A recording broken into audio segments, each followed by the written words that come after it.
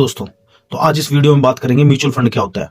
तो दोस्तों, mutual fund एक ऐसा इन्वेस्टमेंट ऑप्शन होता है हमारे पास जिसके थ्रू हम अपना पैसा देते हैं और उस पैसे को प्रोफेशनल फंड मैनेजर होते हैं, वो उस पैसे को आपका अलग अलग जगह इन्वेस्ट करते हैं।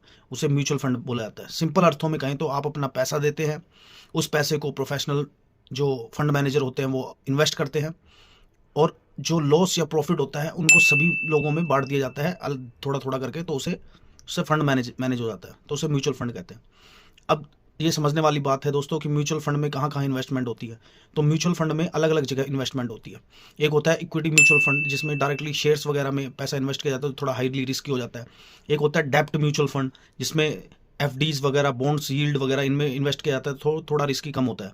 और एक होता है हाइब्रिड म्यूचुअल फंड। एक हाइब्रिड म्यूचुअल फंड वो म्यूचुअल फंड होता है दोस्तों जिसमें डेप्ट म्यूचुअल फंड और इक्विटी म्यूचुअल फंड दोनों को मिलाकर उनमें इन्वेस्ट किया जाता है थोड़ा थोड़ा पैसा, तो थोड़ा वो भी लो रिस्की माना जाता है। और एक होता है दोस्तों, जो लास्ट का ऑप्शन बचता है दोस्तों, वो होता है इंडेक्स म्यूचुअल फंड, जिसमें हम निफ्टी 50, बैंक निफ्टी, जिनके इनके डायरेक्टली जो इंडेक्स होते हैं उनमें इन्वेस्ट करते हैं, तो उसे बोलते हैं इक्विटी म्यूचुअल फंड।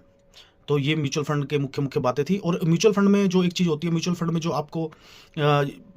जो आपको यूनिट्स दी जाती हैं, यूनिट्स जिन्हें नैव बोला जाता है, NAV नैव बोला जाता है, वो यूनिट्स दी जाती है। तो ऐसे ये म्यूचुअल फंड होता है दोस्तों। तो ये वीडियो अगर आपको पसंद